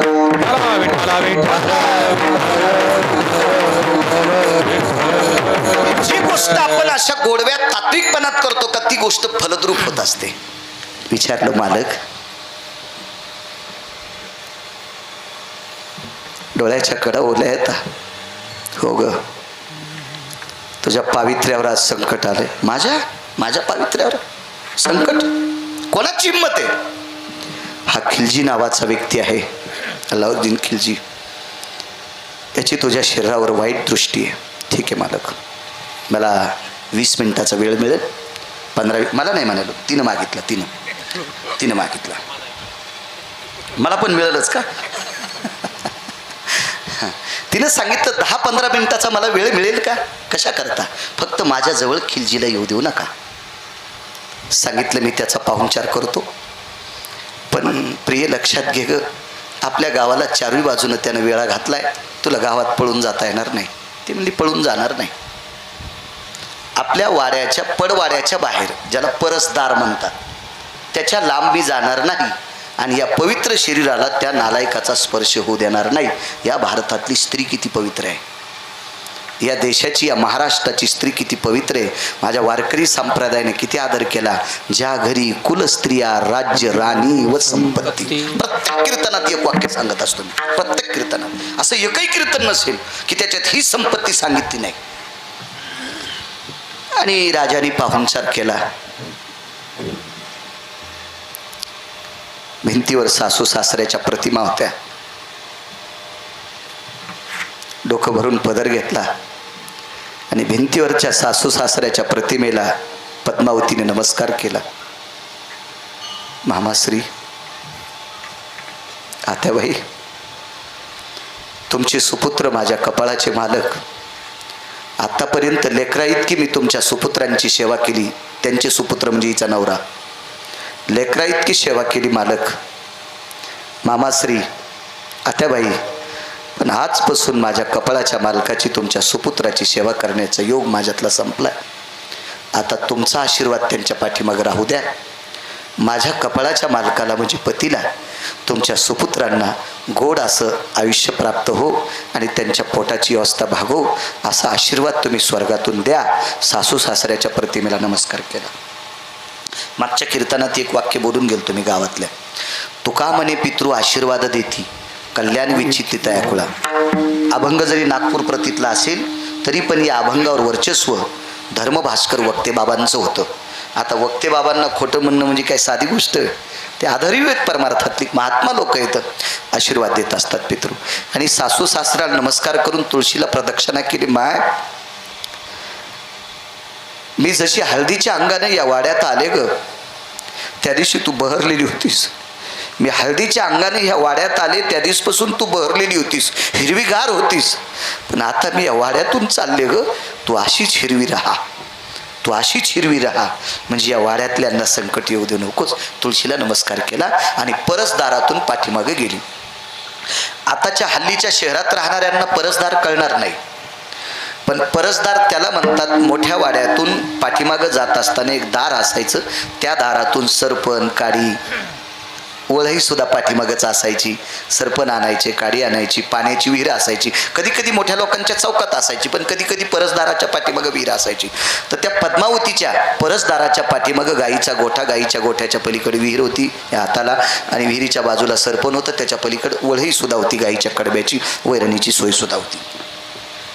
परसदारातून बाहेर गेल्याबरोबर पहिला प्रणाम गाईला केला. गाईची शेपटी हातात धरली. काय पवित्र स्त्री आहे भारताची, आणि तिनं ती शेपटी आपल्या कपाळावर टेकली आणि गाईला सांगितलं, माया, तू या हिंदू संस्कृतीतलं दैवत आहेस. बाई, तू आतापर्यंत दूध देत होतीस का? आताही दूध देतीस, पण कधी कधी मी तुझ्या दुधाचा जास्त घरातच वापर केला. असं नाही, आल्या गेलेल्यांना मी सगळ्यांना दूध देत होते ना. आता तुला विनंती करते, कपाळाला शेपटी लावली त्या अर्थी तिला कुंखाचं दर्शन घडवलं. आता मी राहणार नाही, मी गेल्याच्या नंतर तू मी आत्तापर्यंत तुझी जर निष्ठेनं सेवा केली असेल तर आहे त्याच्यापेक्षा शेरखान दूध आगाव देशील, की जेणेकरून तुझ्या दुधाने माझ्या पतीची उपजीविका भागेल. गाईला प्रणाम केला. काय पवित्र स्त्री असेल या देशातली. आणि कर्मनो गहनो गती, विहीर सुकलेली होती, विहीर आटलेली होती, विहिरीत पाणी नव्हतं. त्या विहिरीत थोडंसं सरपण टाकलं, काही गवऱ्या टाकल्या, 4-2 पेंड्या तुझ्या टाकल्या असतील कडब्याच्या गुरुजी, पेंड्या पण टाकल्या.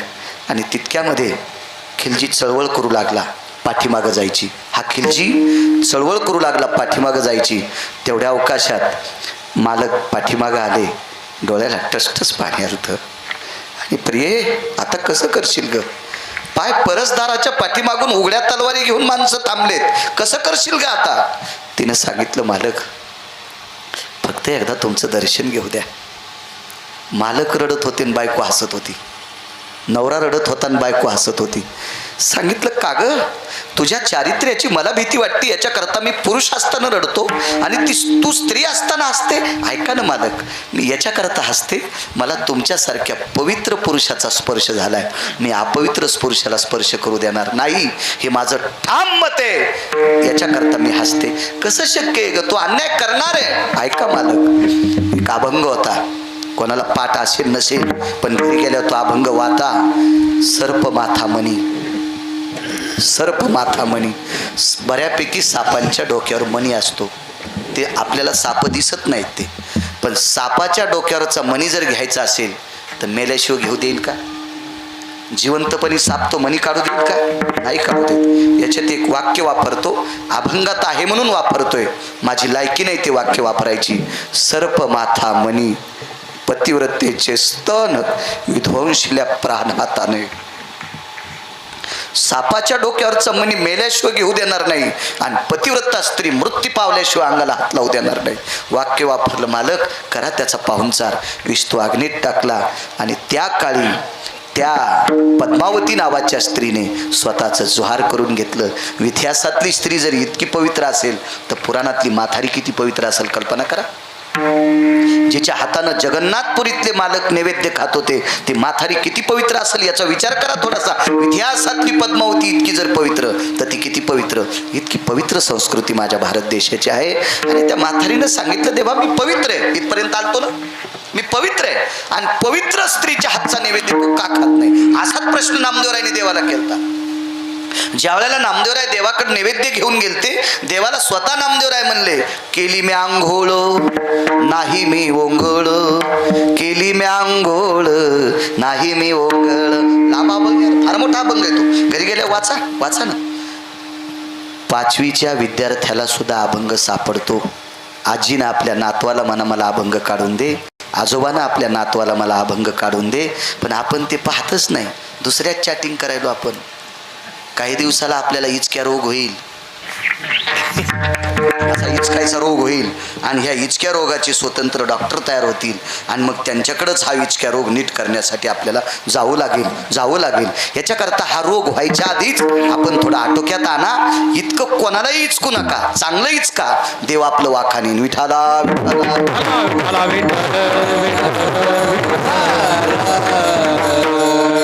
देवाला नमस्कार केला, दुरून पाहून आणि त्याच्यावर कपडा झाकला. 5-10 मिनिटं थांबली. महाराज कपडा हालत होता गुरुजी, तो कपडा हालत होता. म्हातारीच्या लक्षात आलं याला जास्त भूक लागली आणि म्हातारीनं आवाज दिला, देवा आम्हाला प्रसाद ठेवशील का रे, देवा आम्हाला प्रसाद ठेवशील का.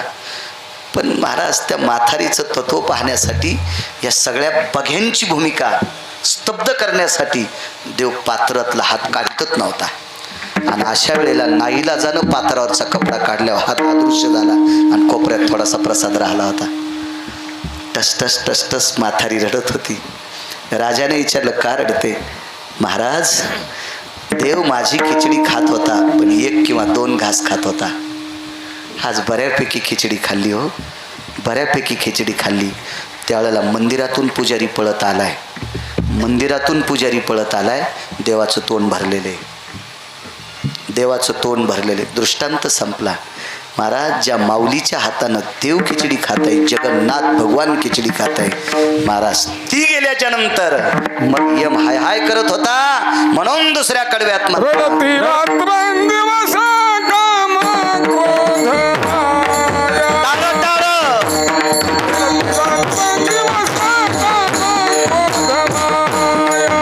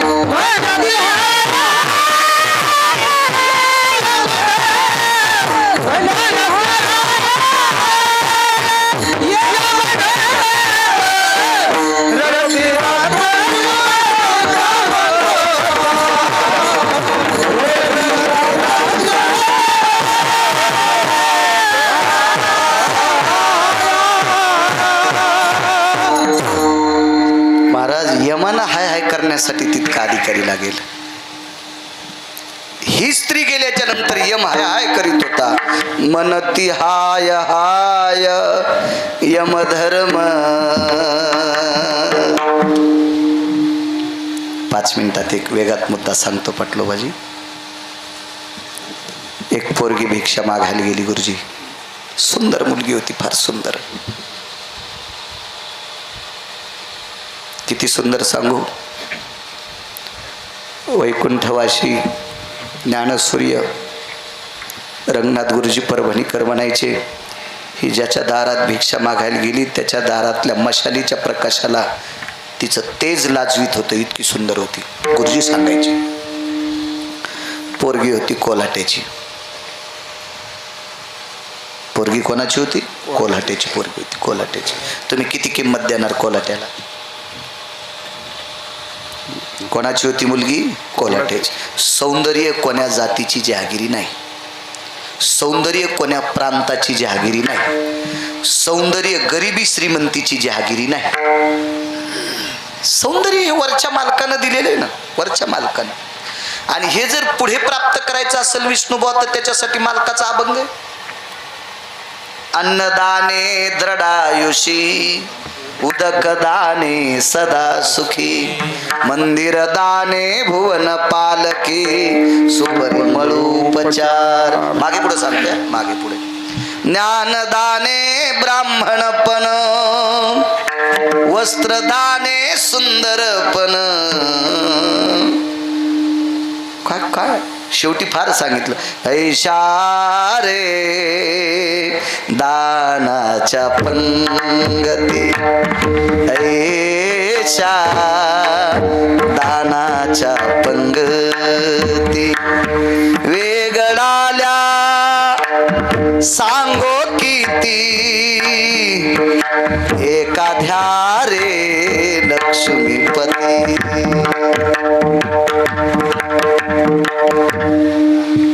एखाद्या रे लक्ष्मीपती. नाही देता येत ना, कारण त्या लक्ष्मीपतीचं स्मरण, सगळे दान केल्याचं पुण्य प्राप्त होते. काय सूत्र सांगितलं आपल्याकडं, काय सूत्र. पण आपले कामच सगळी अशी असतात.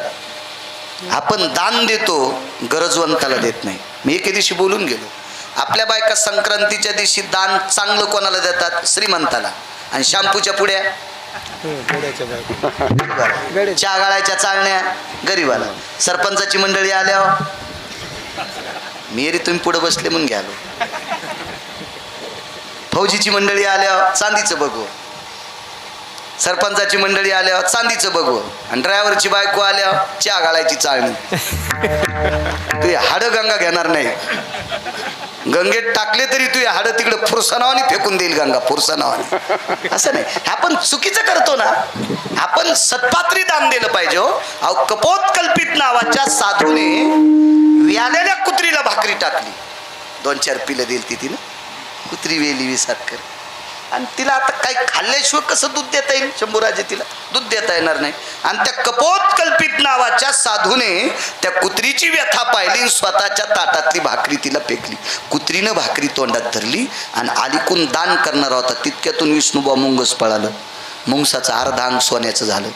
लय मंडपात मुंगस लोळलं, पण ते हाय ते केस गळाले, पण राहिलेले सोन्याचे झाले नाही. का? कारण आपलं दानच तसं नसतं ना. आपण सत्यनारायण केला तर तोंड पाहून आमंत्रण सांगतो. आता तरी काळ बदललाय. पहिलं गरीबाला उरल्यावर बलित होते, आता गरीब लय शहाणे झाले. गरीब कशामुळे शहाणे झाले? मोठाल्याची तर भरपूर आहे, पण त्याला देव खाऊ देत नाही. पोहे खाल्ले की स्टोव पेटल्यावानी व्हाले, वरण खाल्लं की ऍसिडिटी पार, बॉयलर पेटल्यावानी तोंडातून दुपण निघाले. आपल्याकडे भरपूर आहे पण खाऊ कुठं देतो? साखर आहे पण खूप प्रकारची शुगर असल्यामुळं खाता येत नाही, आणि ते बिचारं मीठ सुद्धा ठुत नाही. त्याच्यामुळे ते म्हणले आपण याच्या इथं जाणंच नको. आता काळ बदलला. आपलं दान सत्पात्री नसतं ना. सर्वाभूती द्यावे अन्न द्रव्य पात्र विचार. सत्पात्री गेलं की सगळ्या गोष्टी गोड होत असतात. चला, भिक्षा मागण्यासाठी आली ती. भाकरी वाढा मायबाप. सौंदर्य पाहिलं. श्रीमंत माणूस होता. वाड्यामध्ये बोलवलं, आतून दार लावलं आणि तिच्या सौंदर्यावर मात केली. अनुचित प्रकार केला. घरी आली. बापाचं आणि माईचं लांबून दर्शन घेतलं. डोंगरावर पाल होतं ठोकलेलं. बापाचं आणि माईचं लांबून दर्शन घेतलं आणि रात्रीच्या समयाला उंच कड्याहून तिनं स्वतःचा देहत्याग केला. बापाने विचारलं, बाई नको करू ग, नको. म्हणे, बाबा तुमच्यासारख्या पवित्र वारकऱ्याची मी मुलगी, पण माझं शरीर एका नराधमानं अपवित्र केलं. हे अपवित्र शरीर आता माईला आणि बापाला स्पर्श करायचा नाही, याच्याकरता त्याग करून टाकला. तिच्या बापाचं नाव होतं लाख्या नावाचा कोल्हाटी. वारकरी संप्रदायात विष्णुबा त्याचं फार नाव आलं. लाख्या कोल्हाट्याचा ढोलपिटी. हो, ढोल हे बाष्कळ वाद्य नाही बरं. ढोल हे शौर्याचं वाद्य आहे. याला अनन्यसाधारण महत्व आहे वारकरी संप्रदायात. याला जर नसतं, ढोल ढमामे गरजते, मागचं पुढचं घरी गेल्यावर म्हणा ना, ढोल ढमामे गरजते, नारे नारे नारे नाना. याच्यासाठी पाहून काकडा म्हणावं लागत नसतो, त्याला पाठच लागतो. विठाला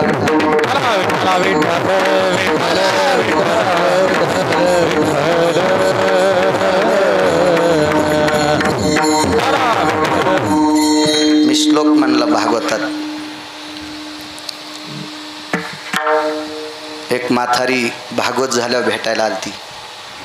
मला कीर्तनाला गडबडीत निघायचं म्हणे. एक बोलू महाराज, तुमच्यासारख्या लोकांकडनं आम्हाला गोड अपेक्षा आहेत, पण ज्या व्यक्तीसाठी तुम्ही तो श्लोक वापरला तो श्लोक त्या व्यक्तीसाठी नव्हता. नारदाच्या गादीवर बसून सांगतो, तीन चप्पल काढेल नव्हती, चप्पल सगळं पाया पडलो. मला माफ कर म्हणलं, फक्त आता सांगू नकोस कोणाला, हे तुला आणि मलाच माहीत. आणि गडबडी श्लोक म्हणून गेले. ती सुदाम शभय स्थितायाम व्यालाक्ष स्थितो ना नारायणो यजायते प्रसाद रस्तुन स्थितो. हा श्लोक पोह्यासाठी वापरता येत नाही आणि मी सहज बोलून गेलो. गडबडीत होतंय नो. हे बी हँग झाल्यावर घेत नाही म्हण मोबाईल. आहे का नाही हँग होतंय ना. कधी कधी आपण ज्याला लावलो त्याचा आवाज येत नाही, दुसरंच आलो म्हणतोय. अरे बापरे, असं होतं ना कधी. आता हे बी मळ यंत्रच आहे ना. म्हणलं बाई माझा काही तसा उद्देश नाही. म्हणे महाराज तुम्ही मुळीच चुकले नाही, पण तुमची चूक एखादा काढू शकतोय. मी म्हणलं अख्ख्या 2-4 तालुक्यात तू एकटीच शहाणी भेटलीच.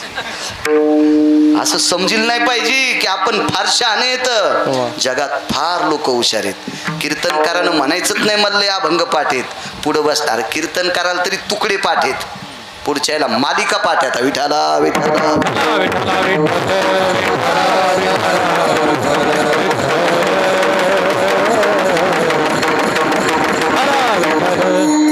तुम्हाला एक सांगू का, आमचे तरी तांबाखू खाते न शिवडते, असे पुढचे सात्विक येतं. आयुष्यात कधी काही लोकांनी तंबाखूला हात लावली नाही, बिडीला हात लावला नाही, असे काही सात्विक लोक येतं. आमचे तरी हाडगंगा घेते का नाही विचार करते. मी नाही अजून व्यसन केलं म्हणा, पण इथून पुढं मी करू नये याच्याकरता मला आशीर्वाद द्या. कारण पहिली लोकांच्या पुढे गेले नाही तर आपली काय जाणार आहे. त्याच्यामुळं श्रोत्यांचा आशीर्वाद असला पाहिजे. तुमच्या आशीर्वादावर आमचं चलत असतंय. कधी व्यसन वगैरे घडू नये, अनुचित प्रकार होऊ नये, असा आशीर्वाद गिरगावच्या बाळूला असावं तुमचा. बाकी काय नाही. बाकी सगळं गंगेत घोडेनं आले. बाकी काय हौद भरून चाललाय सगळ्या गोष्टीनं. विठाला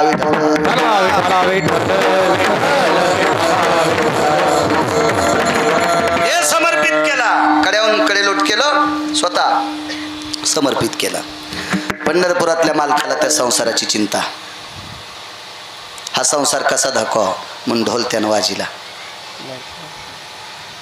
महाराज नुसता ढोल वाजिला पैसे भेटणं गेले ना. तारेवर कसरत करण्यासाठी कोणीतरी पाहिजे ना. मग ज्या लाख्या कोलाट्याची मुलगी मृत्यू पावली, तिच्या रूपात पंढरपुरातल्या मालकाने लक्ष्मीला सांगितलं, लक्ष्मी तुला लाख्या कोलाट्याच्या पोरीच्या रूपात जावं लागते. आणि लाख्या कोलाट्याच्या पोरीच्या रूपात जगाची मालकीन तारेवर कसरत करायची आणि मिळालेलं द्रव्य लाख्या कोलाट्याच्या घरी जायचं. महाराज लाख्या कोलाट्याला एके दिवशी साक्षात्कार झाला. कोण आपलं करत असेल ते बऱ्यापैकी प्रकारे आपला वेळ संपला. हात पकडला, कोण हात नाही सोडला. लाख्या कोलाटे फार शक्तिशाली होता. त्यानं ज्याचं मनगट रागानं दाबलं ते मनगटच राहत नव्हतं, पण याचं रागानं दाबूनही तुटत नव्हतं, मोडत नव्हतं. त्या अर्थी कोण असेल कोण. आणि मग पायाला हात लावला. रूप प्रगट झालं. विठ्ठलाचे मालक होते. म्हणजे प्रभू एक बोलू. देवानं विचारलं, लाख्या तू माझ्या पायाला कसं काय स्पर्श केलास. ऐका म्हणले प्रभू. लाख्या कोलाटी मालकरी होता. गळ्यात तुळशीची माळ होती लाख्या कोलाट्याच्या. लाख्या कोलाट्यानं सांगितलं, देवा आम्ही शूर माणसं आहेत. कुळानं जरी एखाद्या कुळात असतो तरी पण शूर आहेत. किती शूर. लाख्या कोलाट्याचा मुलगा पाळण्यात झोळणीत झोपलेला आहे. पालात कुठं पाळणं असतो का. पाल म्हणजे रावटीत झोळणी. आणि झोळणीत लेकरू झोपलेलं, बायको त्याच्या पोराची माय पुढं स्वयंपाक करायली आणि पुढून वाघ आला आणि वाघाला भूक लागली. आता वाघाला माहीत होतं हिच्या जवळ पेटलेली धिलपी, आपण उडी हाणणं तोंडात धिलपी घालणं संगच. बाई शूर होती ती का असं थोडीच होती. झुरळ धोत्रात घुसल्या आग बाई करणारी ती बाईच होती ती. पण त्या वाघानं पाठीमागच्या याच्यातून उडी मारल्याबरोबर मांडी खालचा भाला फेकावा आणि जाग्यावर वाघ मारावा. असे 10 वाघ मारणारी बाई. हे जनावरा किती ताकदवान असेल. ते हा बाजऱ्याचा सरमाड असेल का. ते बाजऱ्याचा सरमाड कळतं ना तुम्हाला. ज्वारीचा कडबा नाही भिजू द्याला तर 100 वर्ष पांढराच राहतो. बाजऱ्याचं कडबं नाही भिजू दिलं तरी वातावरणानं पण त्याची नस होऊन जाते. बाजऱ्याचं सरमड असतं. ओरिजिनल शेतकरी मी बांधावून करीत नाही शेती. जातोय स्वतः विठाला विठाला. कडक बोलतो ना म्हणून कडक. एखाद्या भंगिऱ्याला जर नाही कीर्तन आवडत तर नको घेऊ. तुला 30 गाव पट्ट्याला 36 गाव. तुला आवडण्यासाठी बसतो का तू या बनेली धोत मी सोमळ्या लाट तिकडं नाही घेत. कडक बोलायचं. लोकाला आवडेल असं कीर्तन करायचंच नाही, मालकाला आवडेल असं कीर्तन करायचं. विठाला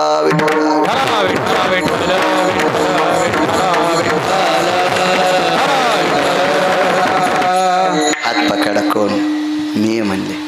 देवा ढोल वाजिल्या इतके पैसे येत नाहीत. मग पैसे आले कसे? लाख्या तुझी मुलगी तर मृत्यू पावली, पण तुझ्या मुलीच्या रूपात जगाची मालकीन कसरत करत होती. रडू लागले. देवा विश्वाच्या मालकिनीला जर तुम्ही इतकं खालचं रूप देऊन टाकलं तर माझी पोरगी मरूच का दिली? आयुष्य संपल्या थांबता येत नाही. झाला प्रेत रूप शरीराचा भाव, लक्ष्यला ठाव स्मशानीचा. मला थांबता येत नाही. साखरेचा नो हे ऊस आम्हा काही सागर वास.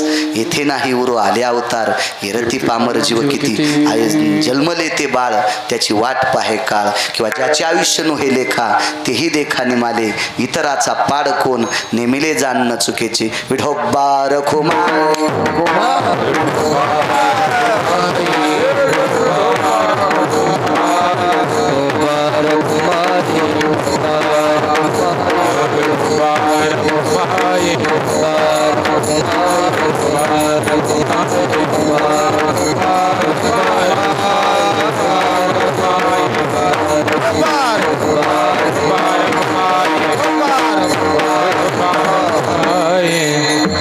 एक जणाकडे दिले किती 2-4 जणांना देत असते मोठ्या श्रद्धेने. आजचा सौभाग्यवती चंद्रकलाबाई नामदेवराव मुंडे विश्वाच्या मालकाच्या सानिध्यात विलीन झाल्या. त्यांच्या उदक शांती विधीचा कार्यक्रम, आपण ज्याला गोड जेवण गोड पाटा म्हणतो, कोणी गंगापूजन सुद्धा म्हणते, अशा उदक शांती विधीच्या कार्यक्रमाच्या निमित्तानं माझ्यासारख्या अल्पज्ञानी गिरगावकराला या ठिकाणी येण्याचा योग आला. तारखेच्या संदर्भात मी इकडे खाली कीर्तनाला जात असताना योगायोग आला. 2-4 फोन केले ते, पण म्हणलं उद्याला गंगा खेळून जाणार आहे. आदरणीय या देशाच्या सेवेमध्ये फार काल ज्यांचा गेला असे पाटलोबा मुंडे या घराण्यातले बऱ्यापैकी लोक, तसं म्हणण्यापेक्षा या पवित्र मातीमध्ये देशाचे जवान खूप काही या मातीत आहेत. लसुदा सुधाकर भाऊसुद्धा आधी करून खूप, मला ही लोक खूप आवडतात. मी इथं तोंडावर बोलतोय असं नाही, तुम्हाला कीर्तन खूप ऐकायला भेटतील. मी काशीतले मालक आणि पंढरपुरातले मालक या दोघांना एक देव म्हणतो. यांचं भजन करणाऱ्यांना 2 देव म्हणतो. ज्यांच्यामुळे आपण उद्याचा सूर्य पाहतो त्या भारताच्या जवानांना 3रा देव म्हणतो. आणि रक्ताचा घाम करून मातीत टाकतो देवा त्या शेतकरी राजाला 4था देव समजतो. ही खरी देव आहेत, खरी देव आहेत. पाटलोबा संपर्क करत होते. येताना त्यांच्या बंगल्यावर थांबण्याचा योग आला त्या दिवशी. आणि मला वाटतं तुमच्या काकीच आहेत, चुलतीच आहेत. सौभाग्यवती चंद्रकलाबाई विश्वाच्या मालकाच्या सानिध्यात विलीन झाल्या मातृगयेतून. आदरणीय मंचकराव असतील, संतरामजी असतील, श्रीकृष्णराव असतील आणि सुनंदाताई आदी करून यांचा परिवार, इष्ट मित्र सज्जन सखे सोयरे धारे सर्वांना या मातृगयेतून चंद्रकला माऊलींचा आशीर्वाद मिळो अशी मातृगयेच्या चरणी प्रार्थना करतो.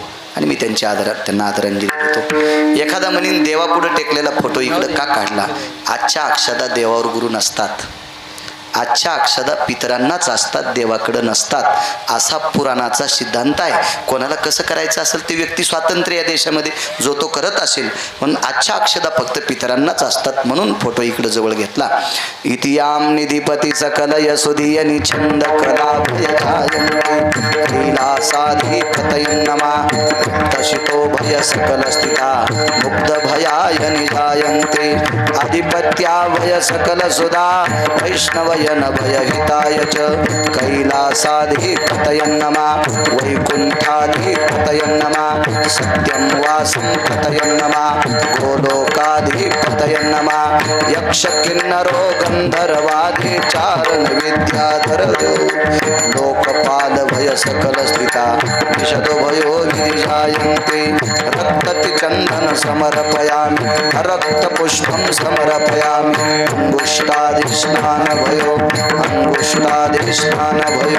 साद्दोर्भयतति त्रिपिण्ड्यो तेष्टि भय जायन्ते नारायणो नागबली कागसवद सकलशितो शंख श्राद्ध भयमुच्यन्ते कालाक्षो भय पुनितजरो सकला वयं मुग्धजना नमः पार्वते पते हार हार महादेव ज्ञानेश्वर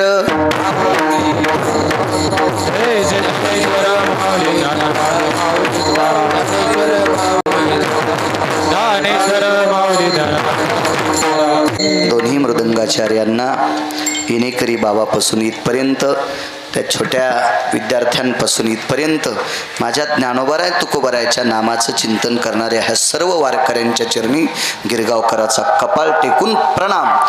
चाल सांग.